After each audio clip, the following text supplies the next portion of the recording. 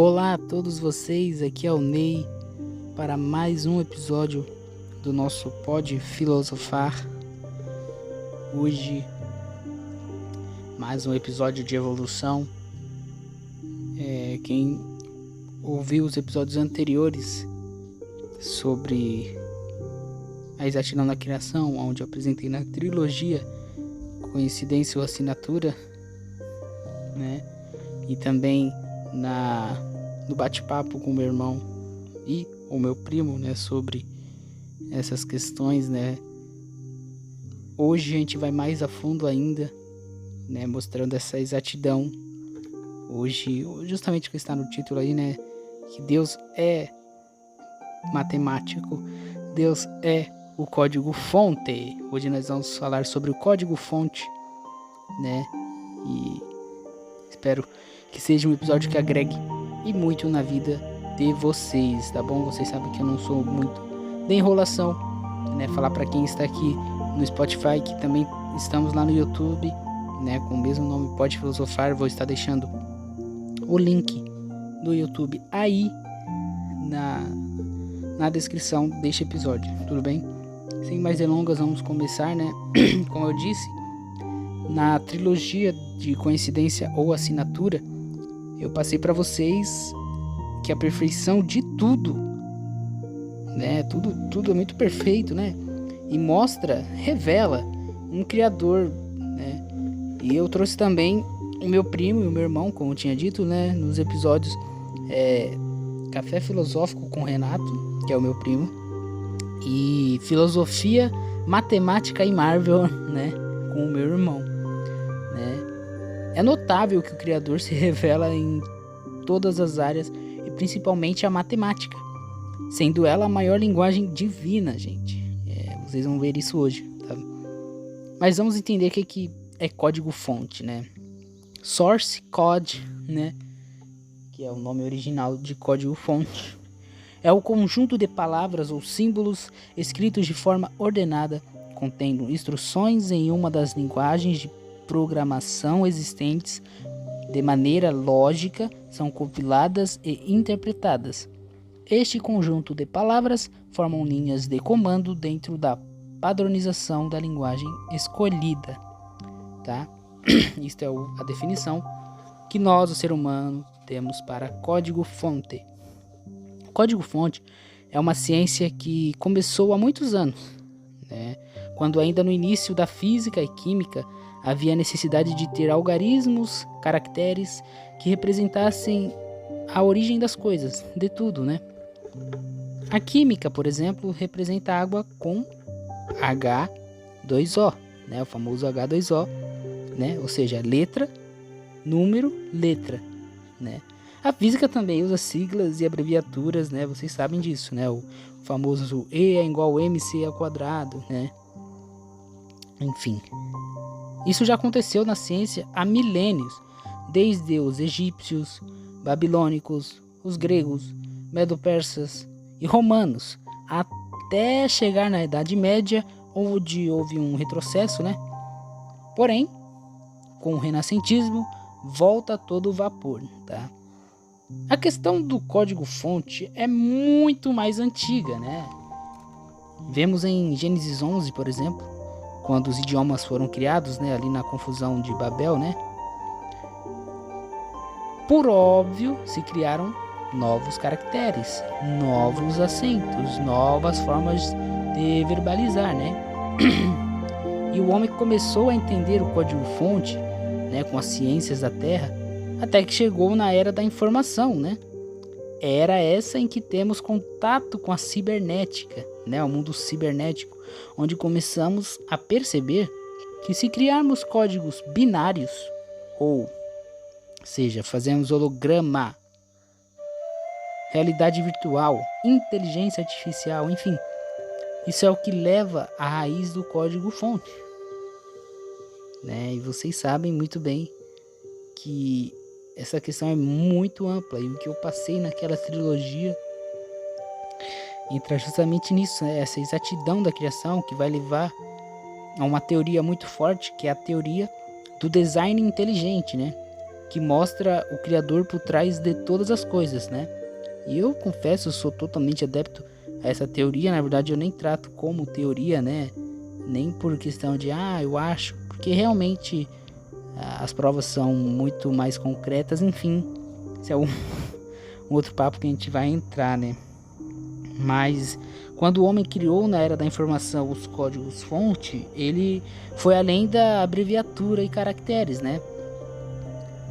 Ele, para matemática, física, química e biologia, né, da unidade de medida de tempo, espaço e peso, temos até hoje todas essas criações, como HTML, JPG, GIF, enfim, são abreviações, né, para imagens, enfim.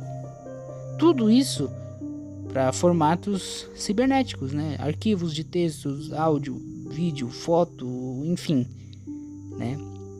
Pela Bíblia, entendemos de forma tipológica o código-fonte como palavra. Através de Moisés, pois pela palavra foram feitas todas as coisas, mundos, sistemas, cosmos, né? Então entendemos aqui que o código binário é a palavra. Assim como na micropossibilidade de qualquer página cibernética, qualquer arquivo de dados, enfim, pode ser editado, alterado. E se alterar o código-fonte conserta a página, arquivos, enfim, basta ter o conhecimento e o poder para editar, alterar essas coisas, né? O código-fonte. E no campo metafísico não é diferente, né? Se qualquer homem, ou animal, ou semente tem um código-fonte, e nós temos, esse código-fonte carrega aquilo que o homem chama de DNA, né? O DNA é um código-fonte, né? Então pode ser alterado, e o homem aprendeu a dominar isso e a alterar, né? Então vocês veem muito comum alterações genéticas, né? Porque o homem entendeu esse código-fonte, né? Deus é a própria matemática, a própria alquimia, como mostrei para vocês no episódio de Jesus era alquimista. Ele é o código-fonte. Hey! Os maiores sábios sabiam disto. Quer ver? Pitágoras. Vou começar pelos clichês. Pitágoras dizia que o número era a substância de todas as coisas e domina o universo. Vou repetir, para Pitágoras, o número era a substância de todas as coisas e domina o universo. Sobre a questão de saber se a matemática foi descoberta ou inventada, Pitágoras e os pitagóricos, né, os seus seguidores, discípulos, não tinham dúvida nenhuma que ela era real, atemporal e imutável. Os pitagóricos literalmente incorporam o universo na matemática. Para eles, Deus não era matemática, mas sim a matemática era Deus. Muito louco isso, né? Você pensar, vocês vão ver aqui ao longo desse estudo, dos demais estudos que eu for fazer com vocês, de que essa coisa de que para ser inteligente é preciso ser ateu, começou há 150, 200 anos atrás, né? É muito novo, né? Então, na verdade, de 100 a 150 anos atrás isso começou, né? Então, vocês vão ver que todos aqui, cara, eu vou terminar o episódio para vocês entenderem. É melhor, né, para não parecer que eu tô querendo formar aqui na cabeça de vocês, né?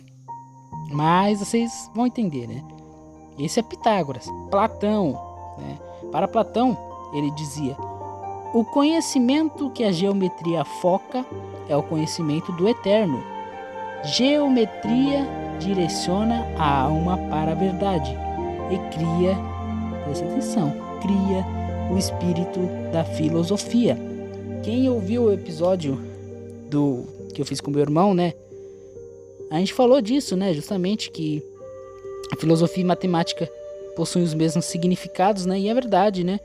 E é bem isso mesmo, né? Então, Platão também entendia isso, né? Para Platão, as únicas coisas que realmente existem são as formas abstratas e ideias matemáticas, né? Segundo ele, o caráter matemático do mundo é simplesmente uma consequência do fato de que Deus sempre geometriza. Isso é Platão, tá bom? Não é um pastor, é Platão, né? Arquimedes também um cara genial. Ele mudou o mundo da matemática e a sua relação com a percepção do universo, né? E ele forneceu a primeira evidência empírica, né? Porque as que vinham antes eram totalmente míticas, né? Para não falar místicas, né? Mas ele deu essa primeira evidência empírica, deu um aparente projeto matemático da natureza. A natureza é essa que ele entendia que era Deus, né? Então, vocês podem perceber aonde eles iam, né? Onde eles levavam a discussão, né? Sabe quem também? Galileu. Galileu, controverso Galileu. A matemática, isso aqui é ele dizendo, a matemática é o alfabeto de Deus, que ele usou para criar o universo. Vocês veem que as ideias são as mesmas, eles chegam às mesmas conclusões, porque quando você vai estudar, você realmente percebe isso. Deixa eu dar uma tossinha aqui. Desculpe. Séculos antes, né, da pergunta do porquê a matemática era simplesmente a mais eficaz para explicar a natureza, Galileu pensava que ele já sabia a resposta. Na concepção dele, a matemática era a linguagem do universo e que Deus era essa matemática, né? Então, assim, muito maluco você pensar isso, né? Descartes. Quem aqui já ouviu falar de Descartes, hein? Tô começando pelos mais famosos, né?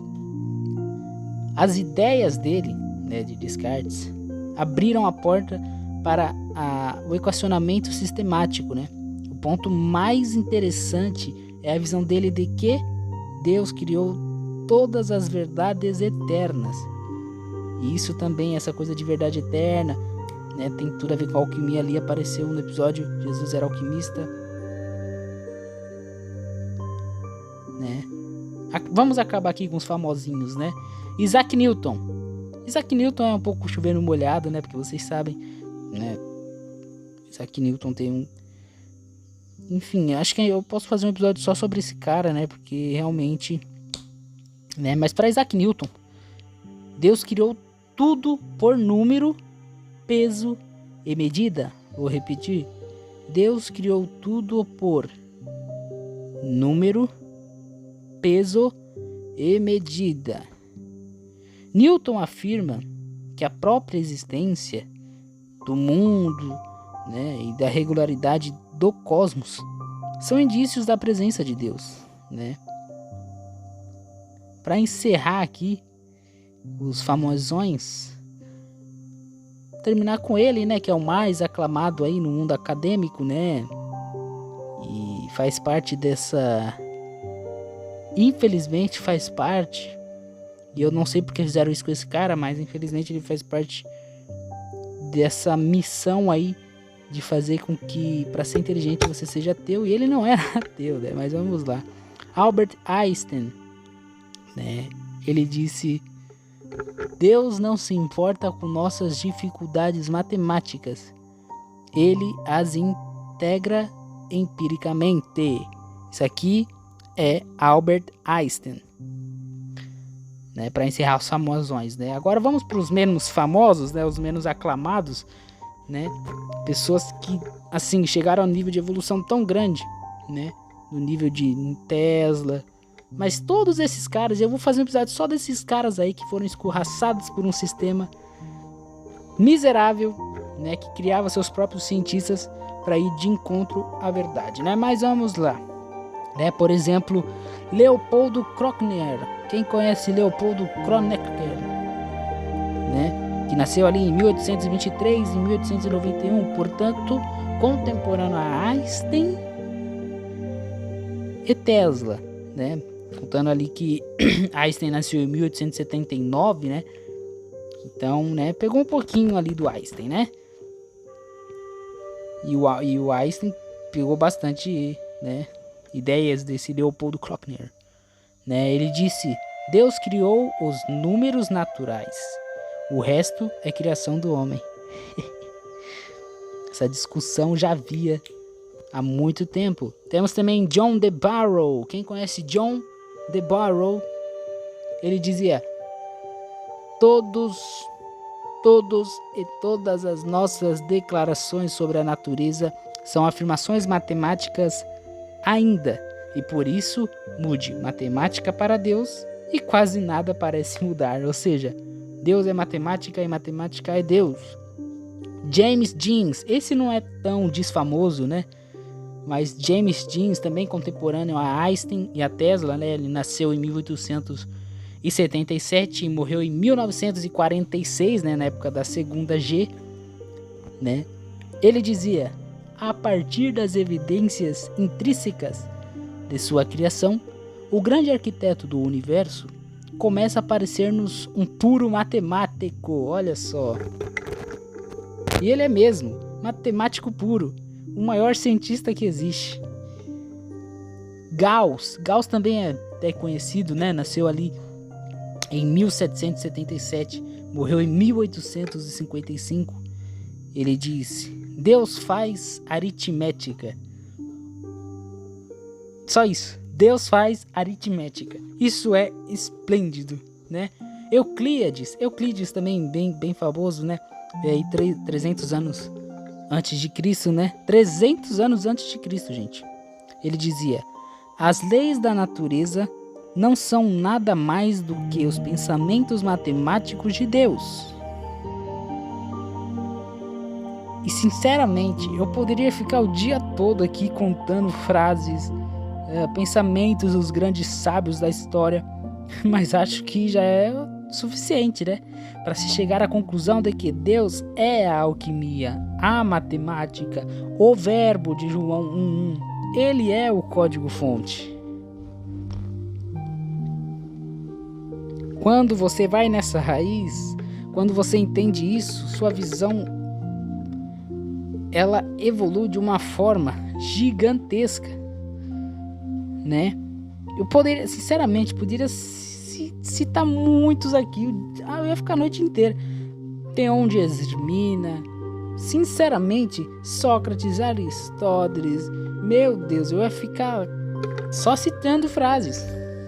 Porque essa conclusão, vocês têm que entender isso. Como eu disse, começou um trabalho a partir ali do final de 1800, né? 1890, assim em diante, começou um trabalho de fazer com que jogasse essa ideia de um criador para escanteio, né? Então, qualquer cientista, hein? Não tô falando religioso. Qualquer cientista que subisse, aparecesse falando, não, que isso aqui, ó, código-fonte de Deus. Qualquer coisa que você assemelhasse a um criador, a ideia de um criador, você já era taxado. Vocês sabem que Nikola Tesla tem mais de 70 projetos, 70 patentes, nunca ganhou um Nobel. Vocês sabem por quê, não é? A gente fala, o povo pensa que é teoria da conspiração, mas não é, gente. Perseguição, cara. 70 patentes, não ganhou um Nobel. Por favor, né? Ele não foi o único.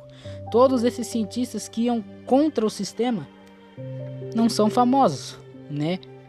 O Einstein era do sistema, era o cientista do sistema, e eu vou trazer essa discussão mais à frente, né? Eu sei que tem muitos aí que amam Einstein, Einstein, né? Tem até pôster do Einstein, né? Mas, né? Não tirando a inteligência do... Pô, o cara era genial, né? Mas sua inteligência foi cedida a um sistema, a um trabalho de acabar com a verdadeira ciência, né?